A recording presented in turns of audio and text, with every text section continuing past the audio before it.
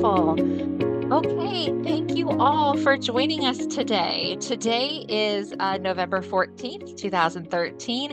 This is the very final conversation and presentation of our What Else Can My Communication Device Do series that we have been working on.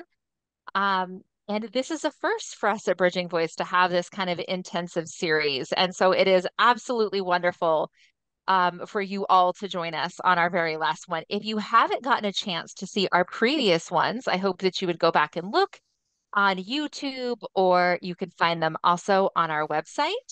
And we have covered an amazing amount of topics, art, music, gaming, environmental controls, texting. And now today is wheelchair driving and positioning. And then a second subset to that is caregiver alerting.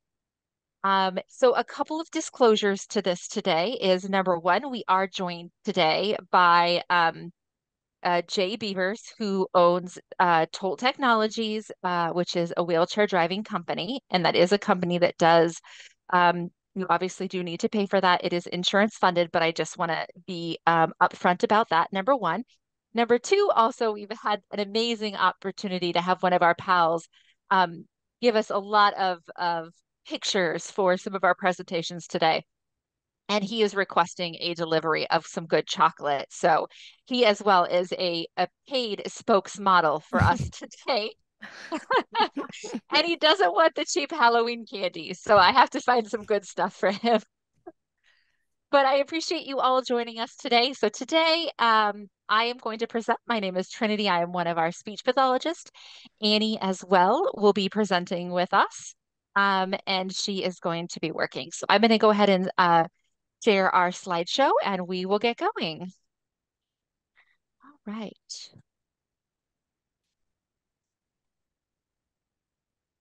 All right. A little technical difficulty to start it out. It wouldn't be a good presentation without one. All right. There we go. Okay, fabulous. All right. So today we're going to talk about wheelchair driving and positioning, as I said earlier. Let's see here. All right. So if you've joined us before, you might have seen this slide as we like to use it again. Our session goals and format. And again, our goals today are to share practical knowledge and to give tools and resources to get you started. We want to get you started and then we want to give you real world application to get going with it. This is you get the whole meal deal here. We encourage everybody to participate at whatever level that you can. You can turn your cameras on if you are in a quiet environment. I'm sorry, your microphone's on if you're in a quiet environment. Please feel free to leave your cameras on at any time. Go ahead and use your chat function. You can just hover over the features at the bottom of your Zoom window and then click on the chat to ask questions at any time. I will be monitoring the chat as well as my colleagues here at Bridging Voice, so we will be answering. Please feel free to answer someone else's questions or to provide information at any time. We love this to be a group effort and a group discussion. We don't know everything, and we encourage you to share your experiences. So let's talk about this. Why is wheelchair driving and positioning such an issue? Why would we bring it up? I hear this a lot, and I think a lot of us hear it. I always have a caregiver around. I don't need to drive myself. Or, oh no, I don't want to drive myself. I could possibly run into the door or to the walls or scrape up the edge, the casing of your doorway. I really want to share with you the quality of life benefits that come along with being able to drive your wheelchair as well as position yourself in your wheelchair because there's two parts to this. A lot of people know about the driving part because they see it in different commercials or social media posts, but what they don't see is the positioning part. So really, there's two big parts to this, but let's talk about decreasing the caregiver burden. We oftentimes pals have to ask from their caregivers so many things that they don't have ability to control themselves, such as helping with tube feedings or getting medication. But then oftentimes we'll find a pal will relax, will be relaxing in a position, and all of a sudden now they're uncomfortable, whether it's a pressure, on their bottom or on their neck or their hand is not in the right place, or they've slumped to the side, and they don't want to ask a caregiver because the caregiver was just in here. Now the caregiver has gone to do something else. They don't want to ask them to come back in. But really, there's no reason for you to sit and be uncomfortable or have difficulty breathing when you do have the ability to be independent on your own. Reduction of pain is huge. Reduction of pain is a big part of this as well. It's really important to understand that you do need to change positions frequently for your own skin health, as well as for your breath support, as well as your pain level. And you can do this again with your positioning and driving as well. All right. So how can you access your wheelchair? A lot of people know the joystick in their hand, which we can see in the top right-hand corner, how to move your wheelchair around using that joystick. There's other ways to access as well. So for example, you see right in the middle, you see someone using a chin joystick as well. So she can move her chin around to be able to drive the wheelchair, change position, control functions of the wheelchair. You can also use a joystick done on your foot or another part of your body. And then switches. Switches is also another really common one. For example, a lot of people in the ALS community know of what's called a head array, which you can see down in the middle on the bottom. So it's a headrest that has switches built in. And so you're able to, for example, click back for functions or for back, click to the left, drive to the left, click to the right to move to the right, for example. And then also, there's also feet controls as well. So switches that you put down on your feet that you're able to use for driving, wheelchair functions, and positioning as well. What we're really here to talk about today, though, when it comes to wheelchair access is eye gaze, which you can see in the lower right, a picture of that in the lower right-hand corner. Since we are all about eye gaze and communication devices here at Bridging Voice, that's what we're going to talk about today. All right. Well, there went my video. It's my video. So let's talk. A lot of people don't know about wheelchair driving as a feature, as an option. So I would like to share a little video. And full disclosure, of course, this did come from Tolt Technologies' website. So I'm going to share this little video with you guys right now. And hopefully the sound should be coming through. If it's not, please let me know. You probably know Vistaprint for business cards. Yeah, we print that. But did you know we also print that, and that, and that, and that? All right, technical difficulty. Let me switch my share over really quickly, and then we'll come back. It was supposed to work seamlessly the way that I had previously set that up. All right. The world of AAC is all about how you think it's going to go, how it really goes, and then how to make it happen. This is one of those situations. So let me get rid of everything else that happens to be behind this window so I'm not oversharing. We definitely don't need that. And then let me go ahead and let's try this again. We'll just pivot and do it a little bit differently. All right, we're going to get to watch a little video, unfortunately. That menu.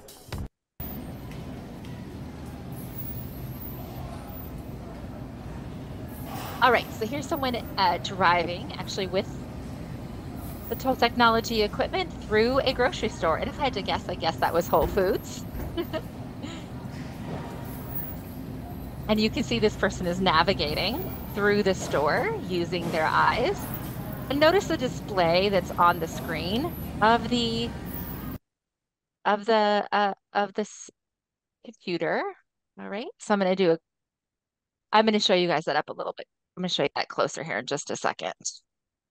Give you an up close view of that. That's cool. All right. Like you don't have to it's like you're a video like where you're just your eyes show where you want to. Yes, it is just like your eyes show where you want to go. That's right. All right, here we go. Okay, so now I showed you the good stuff. Now the question is how do you get it? Okay, and then we're going to look a little bit further into what it is.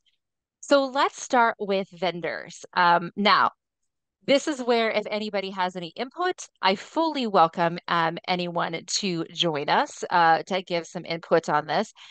I did a deep dive and spent many hours looking into this and welcome any further information that anyone else may have.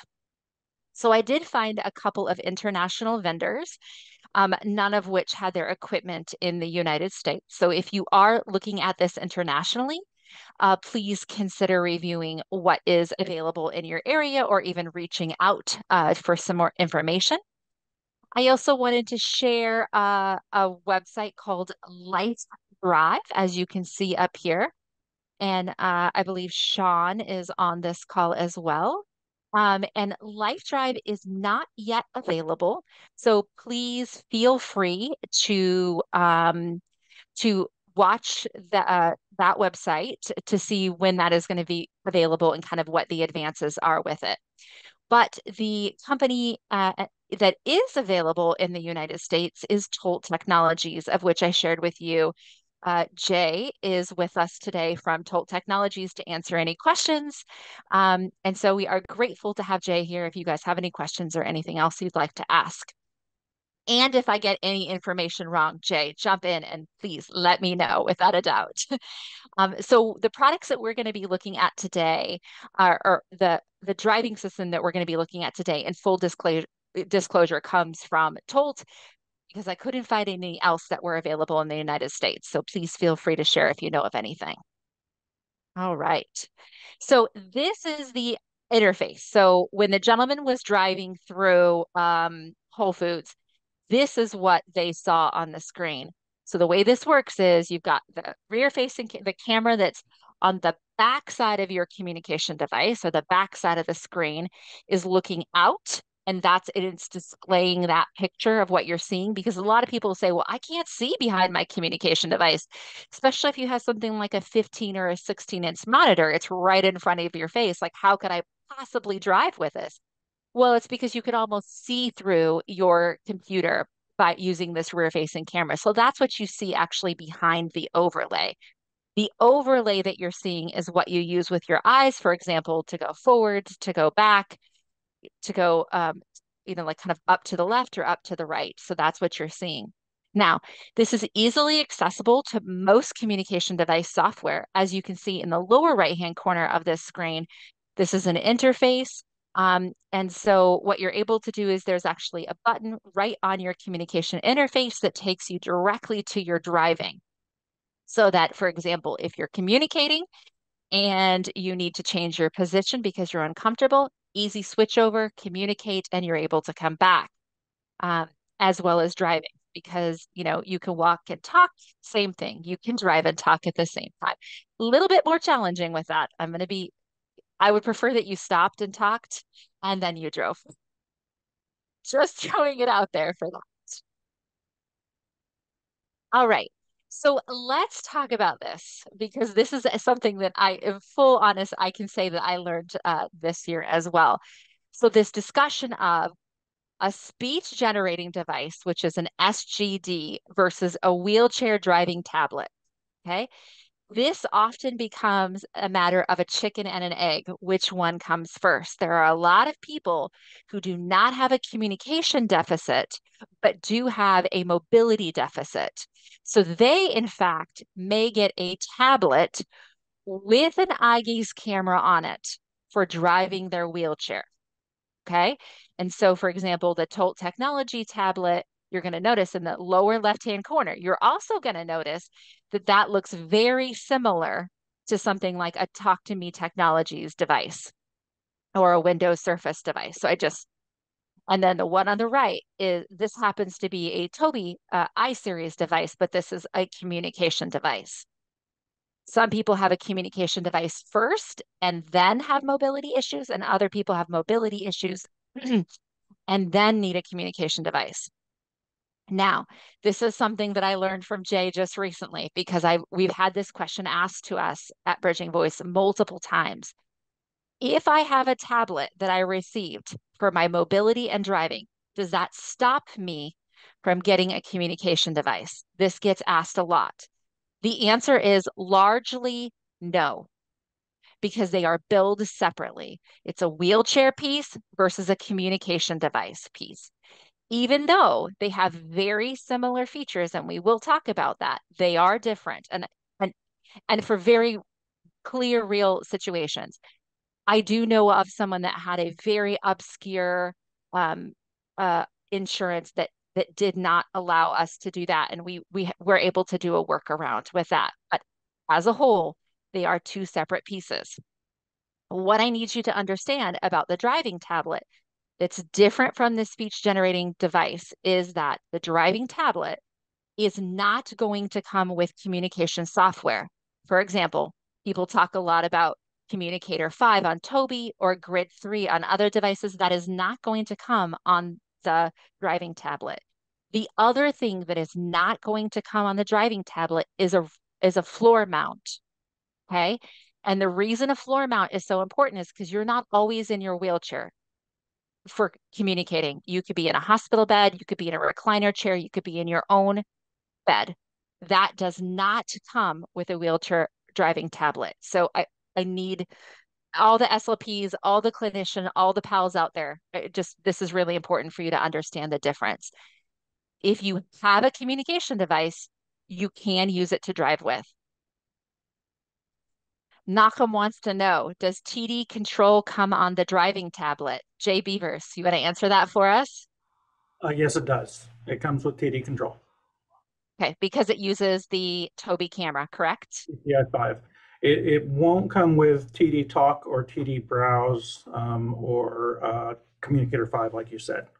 So if you do need a speech device, please get a speech device. But it does come with TD control. Okay, perfect. So if you already have a communication device, and we're going to go over supported devices here in just a minute, that can be oftentimes be used for driving. Okay. All right. Okay, so the question is how do I get one? So uh, the equipment from Tolt Technologies, it is insurance funded. And I'm being careful not just to say ability drive, like the actual driving, because like I said, they do have tablets. There are some other features that they do have. So I'm saying the equipment from Tolt Technology, how do I get it? So insurance does cover, there is insurance funding for this equipment. You do need an evaluation for your insurance can be done. And again, it's interesting. I would love to hear feedback on if somebody else had a different person do the evaluation, kind of what that looked like for you. Because although we try to help pals across the country, we don't have our pulse points on everybody. But from what we could tell so far between, our information and Jay, evaluations are most commonly done by a PT, an OT, maybe even an SLP in there, and oftentimes ATPs can join. So that was a big word salad. Physical therapist, occupational therapist, speech language pathologist, and then ATP is assistive technology professional. Did I get that right? Yeah, I see Jay shaking his head. Okay, perfect. But what I do need you to understand is just like with funding a wheelchair, funding a communication device, there are funding limitations for this equipment if a PALS is on hospice or if they're in a long-term care facility or if they are in a hospital. Medicare does not pay for those at this time. Okay. Now, there are some loaner organizations that do have Ability Drive that has been donated to them. But I need to bring forward, say, yes, it's out there, but I also need to make sure to state very clearly, you need to be careful to make sure that it's compatible and that it's safe. So you really should have an assessment done. Jay, do you have something you want to say about that? No, that's excellent advice. Okay. I would still recommend that you have an assessment done by someone to help you, ensure that this is the right choice for you. All right. Okay. I guess Oh, the go one ahead. thing Yeah. I would inject that wheelchairs need to be programmed to take any form of alternative drive. And so typically you need to involve an ATP. Those are the people who have the wheelchair programming training and equipment. Unfortunately, this is one of those things that if you get it out of a loan closet, it's not necessarily going to work without getting someone to help out in getting it installed and configured. And they'll do the safety assessment at the same time. Perfect. Thank you very much for that. Nico, thank you for sharing that Mass Health can cover this if a PALS is in a long-term care facility. So thank you for sharing that, Nico. I appreciate that. All right, so we talked about compatibility. It's like, well, what if I already have a communication device? Is this a possibility for me? So I'm going to also put a disclosure on this that today is November 14th, 2023. This list is good for right now. With the way everything changes and the way everything advances, this list could change, but this is a good starting point for you in terms of knowing whether or not something is compatible. I'm not going to read through the list. It's pretty exhaustive that this equipment does work with most communication devices. I also want you to notice the wheelchair list as well.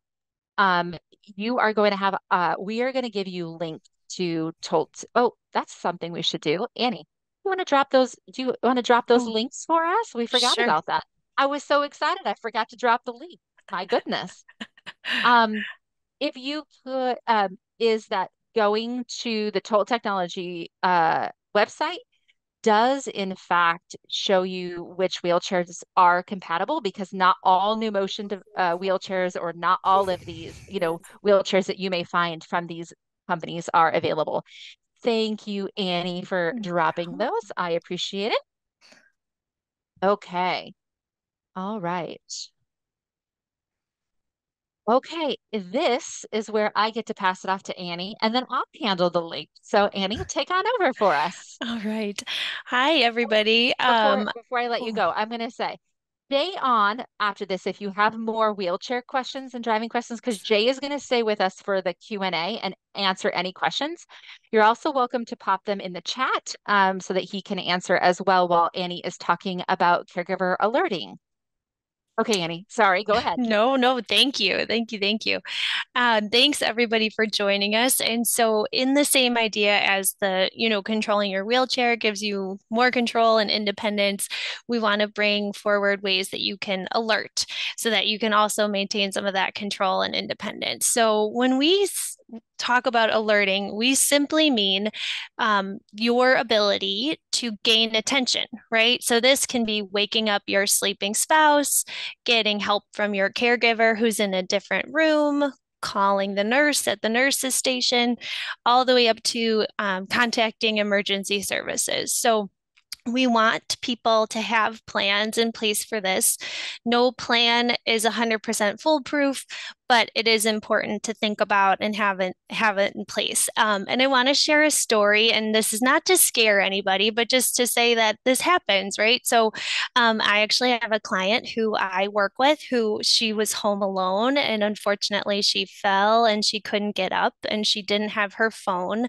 And so she had the good sense to use her Amazon smart speaker to send me a message.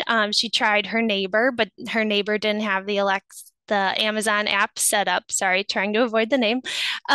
Did not have the Amazon app set up. And so she thought if anybody did, probably that technology lady that I work with would. And so she sent me a message through the smart speaker and I was able to help her out and everything is all good. But so this really does come in handy. It's important to know about and important to have plans in place. So we're going to cover some broad areas of that today. So let's go ahead and go on to the next slide here. Our first group of alerting options that we're going to talk about is voice alerting. So that's just your ability to use either your natural speech or the speech output from your communication device to gain attention. And you can do this through monitors within your home, smart speakers, and phone voice assistant. So we'll talk about each one of those. So we can go ahead and go on to the next. So a really simple tool that many people use around their home is just a monitor or baby monitor. You can have more complex systems that have video and sound and apps that go along with them, or you can have just a basic sound monitor.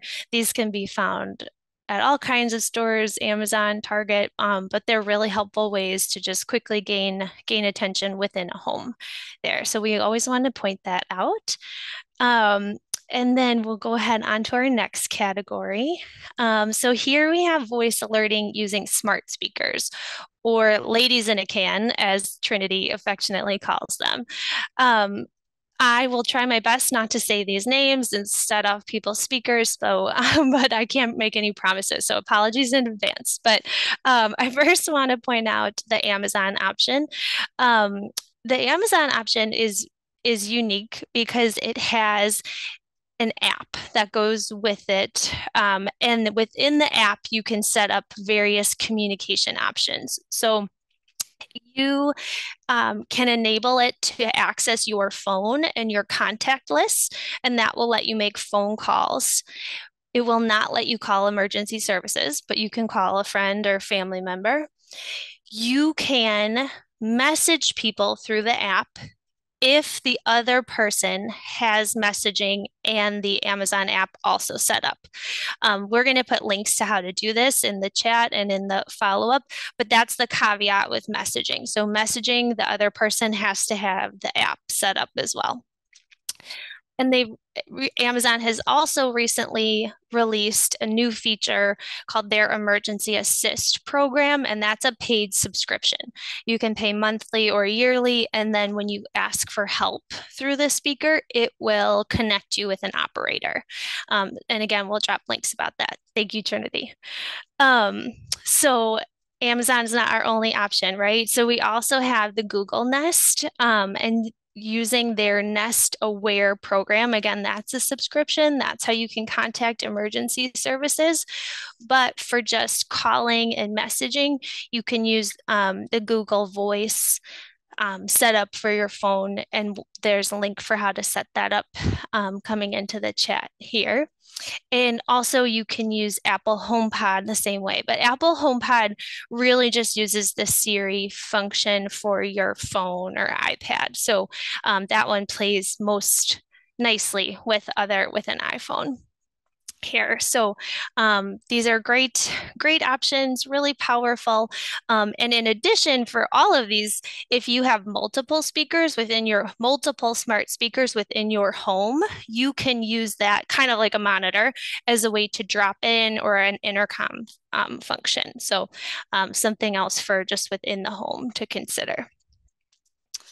All right, so let's go on to our last whoops, I think we went the wrong way there.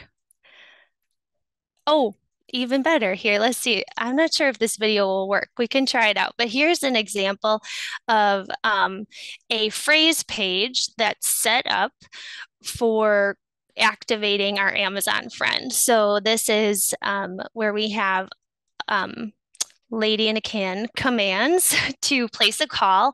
The call is being placed to somebody who does not have the app, so that's why calling is allowed. And we have programmed in phrases ahead of time to make the communication easy to wake up the speaker and easy to get the message across.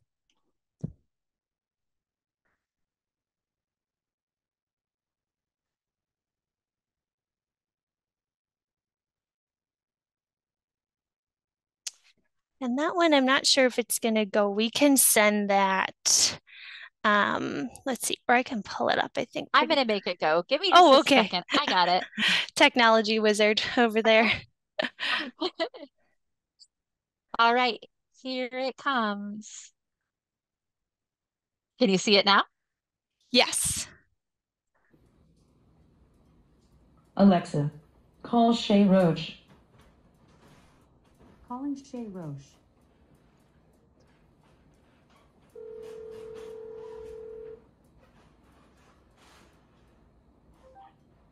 Hello? Shay, I need help. Okay, I'll be right there. Alexa, hang up. So really simple, but works really well. It's a great option there. And this can work across technology, not just Amazon there. So for our last part of the voice alerting option, we want to remind everybody about phone controls, right? Just your voice assistant that is built into your phone there. And there, if we go back one, the both Siri and Google can assist you with sending messages and making phone calls, but only Siri will call emergency services.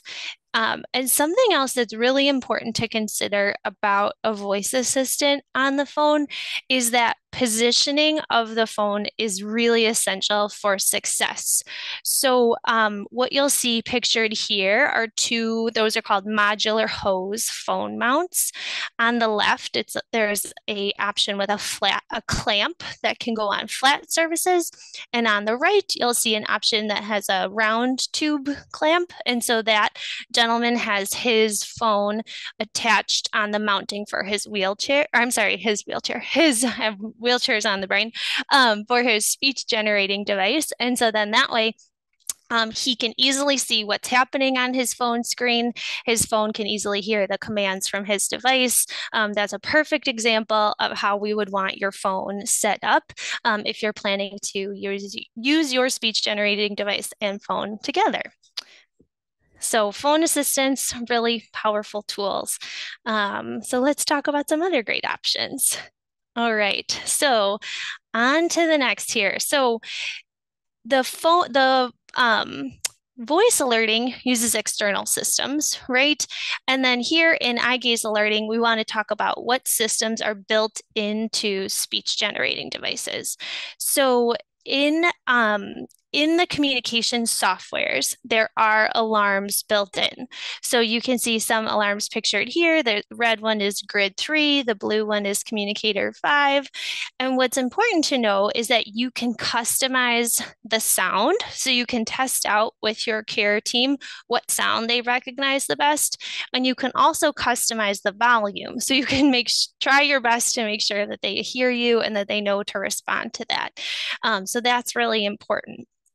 In addition to the built-in alarms, you can use the built-in texting and calling and emailing features to quickly send text messages, emails, or make phone calls to contacts in your phone. So of course, you could use the voice assistant like we talked about, or you can do it directly through the software. And we discussed that pretty in depth in another webinar, so we'll be sure to send out the link for that. I don't have it ready to go about how to do phone calling and texting, but there's the webinar, and of course, we are always happy to do any consulting and helping with customizing and setting this up here. So that is just a quick summary of the eye gaze alerting that is available. All right, so let's go on to the next. So this is one of our favorite topics at Bridging Voice. And we love technology and it's so important, but it also fails, right? And so computers are computers. And even if it's the very best tech and you're the very best user, we want people to have another plan. So we encourage all people with ALS to have an alternative way to call for attention. And oftentimes this looks like switch alerting. So a switch is an access device. In this case, a switch is a button typically of some sort, which a person can use to activate an alarm.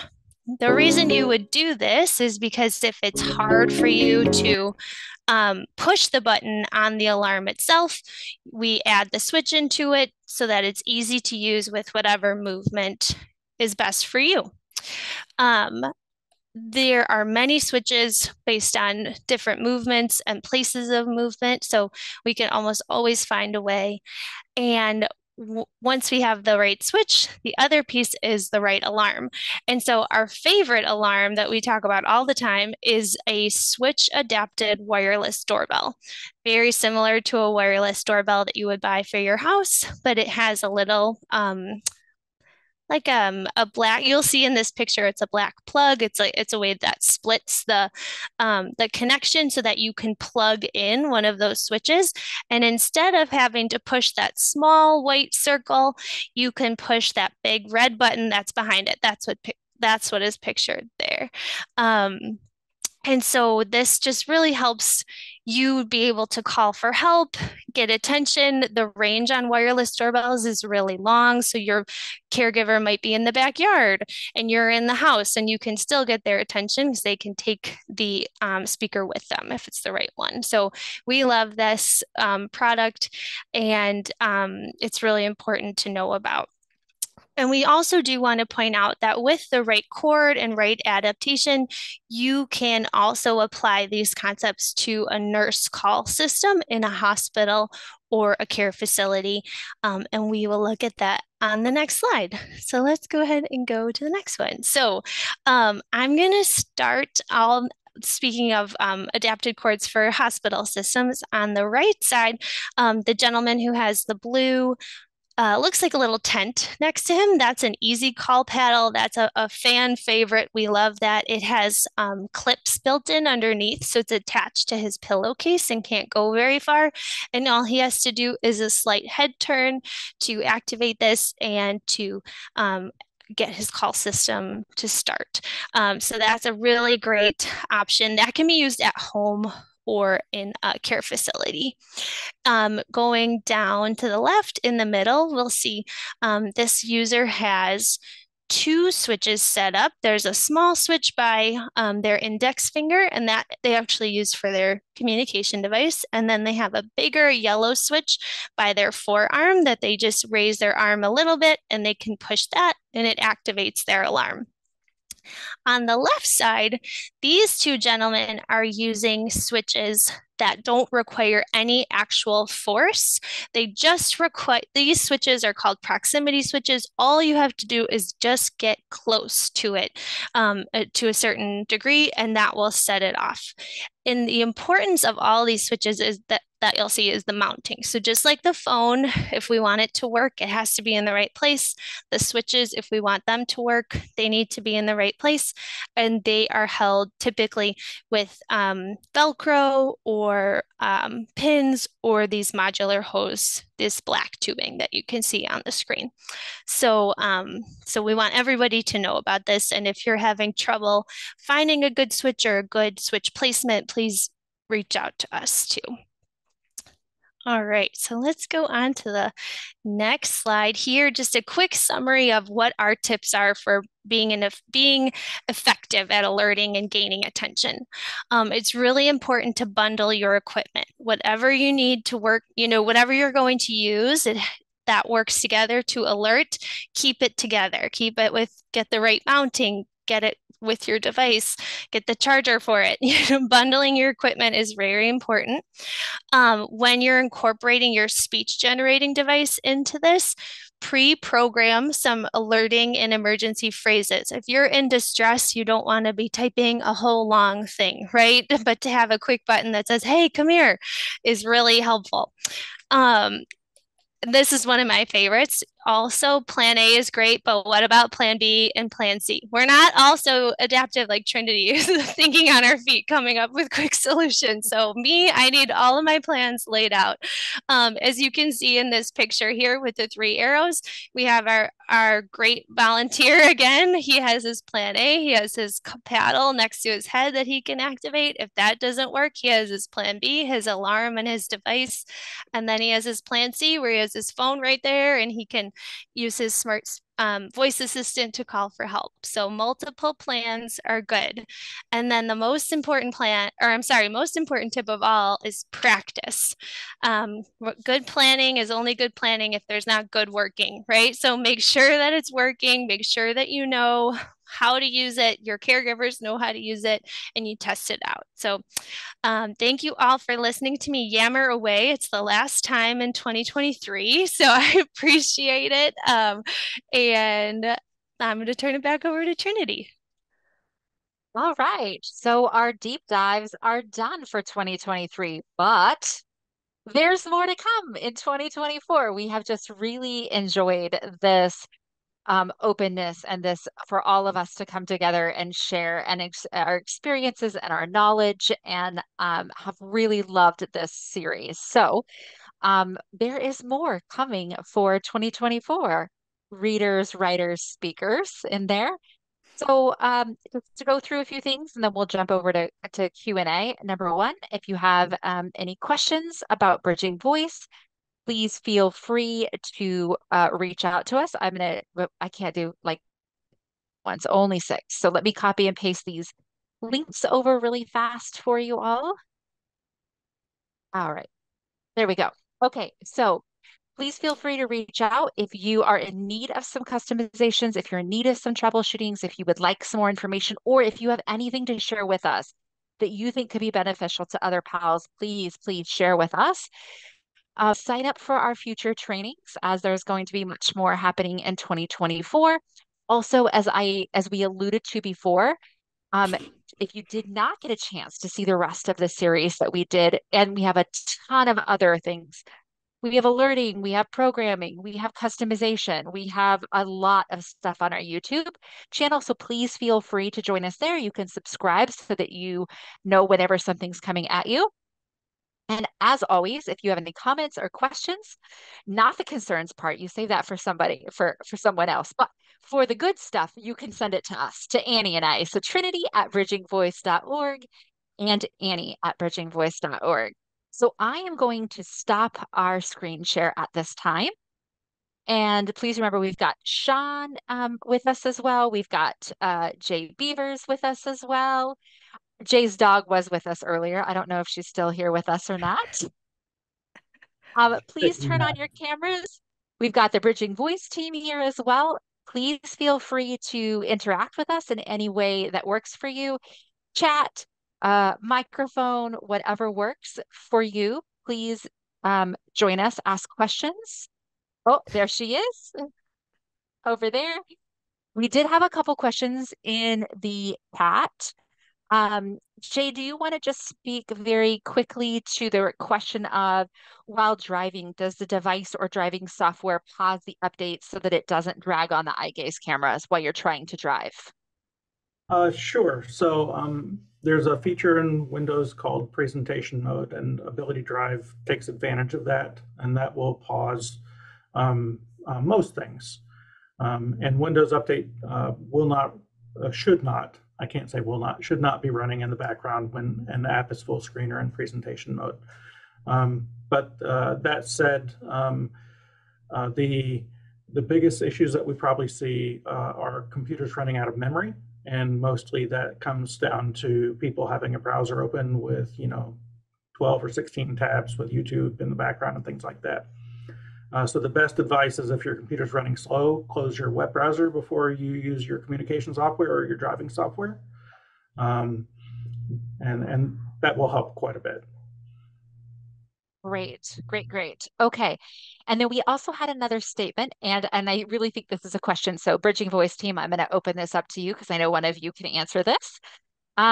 Is Siri doesn't like what voice I have left.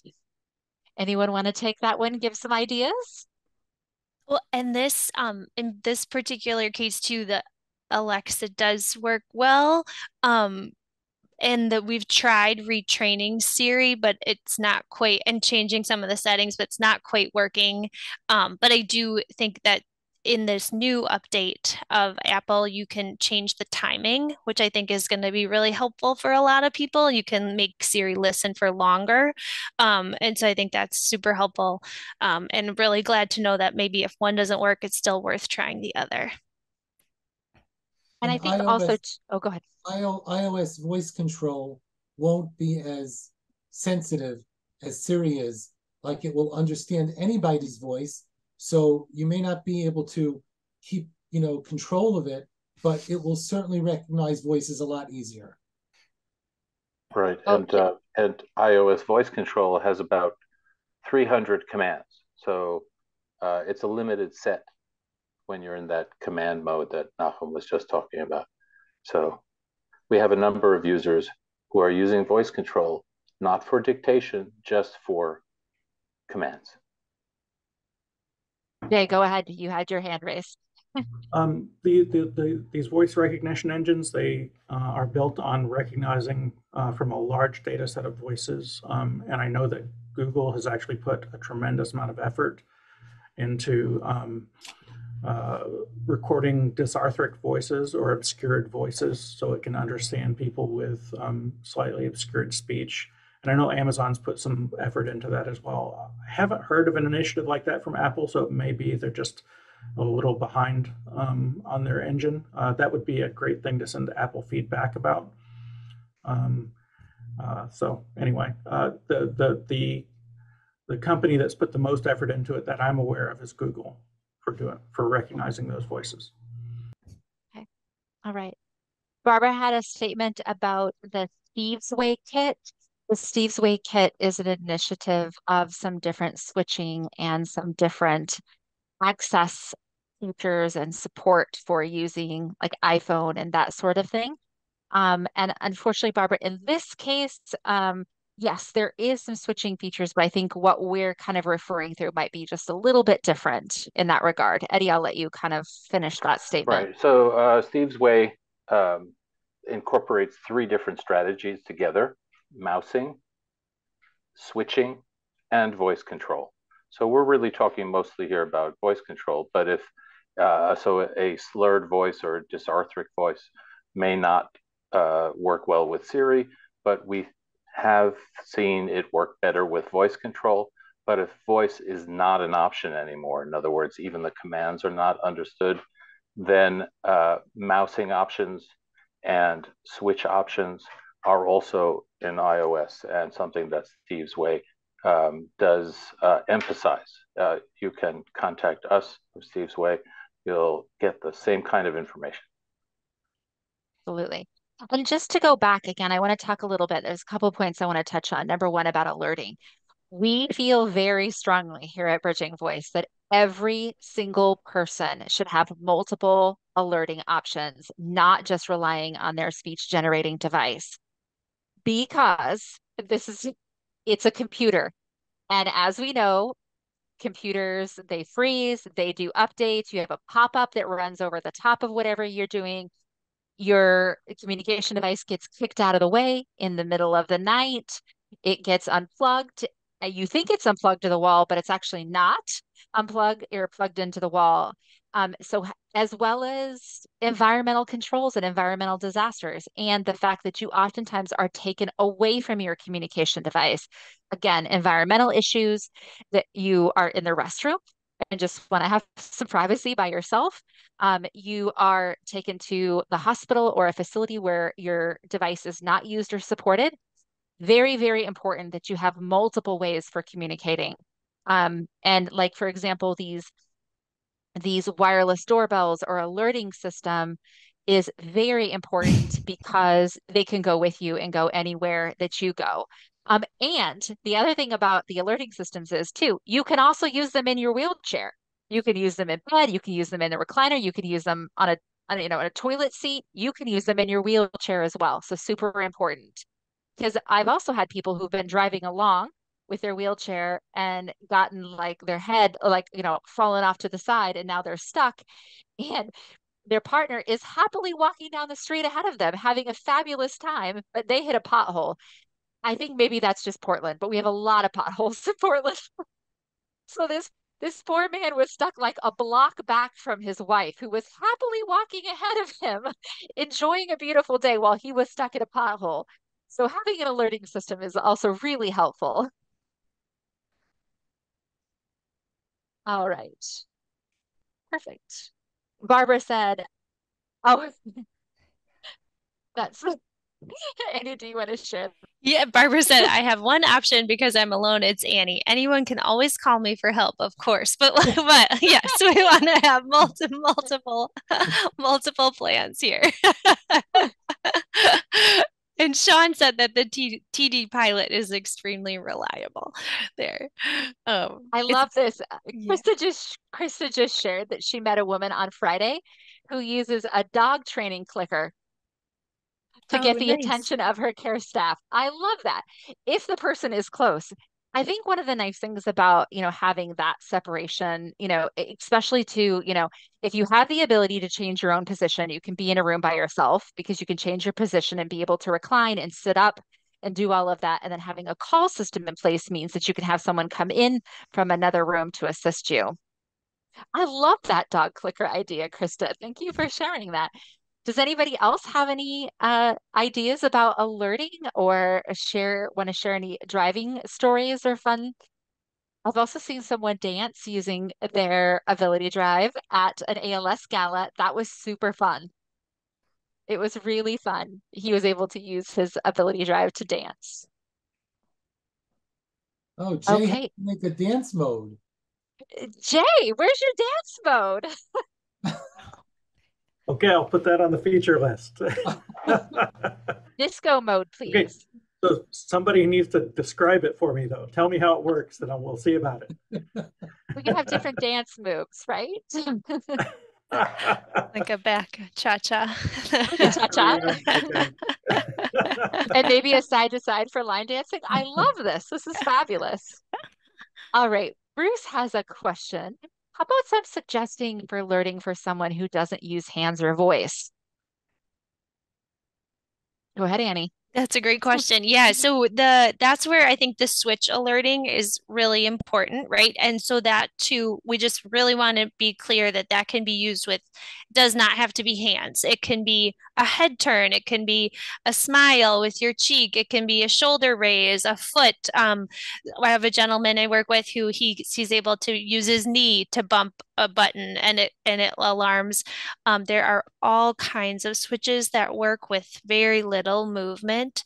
And so that's really important um, and can be incredibly helpful for alerting there. So we're happy to go through that with you too, Bruce, to make sure you have that in place. There's just so many. There's everything. For example, this is a wireless. This is a Bluetooth jelly bean switch that you can kind of bop with your hand, bop with your head. There's everything to these little tiny micro light ultras. And they have the lightest touch out of any one of them at a tiny little distance. So you, for example, can put them on a ring, but so you could Velcro them on a ring for alerting. And I mean, there's just like this is just what I have. I can't even imagine how many switches Bob has or Eddie has around, but there's so many of them. And then like we were saying before, so like for example, this is not a proximity switch, but this is um BJ Toy Box is one of them. Thank you, Nachum. Oh, that was a hint. Another one. Oh, for Jay. Okay. Has anyone, is there an output switch that people can use with eye gaze? Yeah. So, okay. So, and this goes to Bob, a bit to Bob's presentation when Bob was doing was his presentation 2 weeks ago about using, for example, like the JB toy switch to be able to plug in and cause something to happen. So, for example, one of the things a lot of pals have is a jaw. And I think some mouth open, mouth closed, that oftentimes gets forgotten that you can easily put a switch down here that you could access, or even one of those proximity switches if they just have a tiny little bit of movement. So one of the big things is because there's so many options that if you are a PALS or if you are a provider, a CAL, so a caregiver or a provider for somebody with ALS, if you ever have questions about something as important as like alerting, positioning, wheelchair driving, but especially for something like this with communication and ensuring that someone has access to call to a caregiver call system, please reach out to us. Let us help you troubleshoot if you feel like you just don't have any other ideas, because we have lots of ideas and we know people that can help us with learning ideas.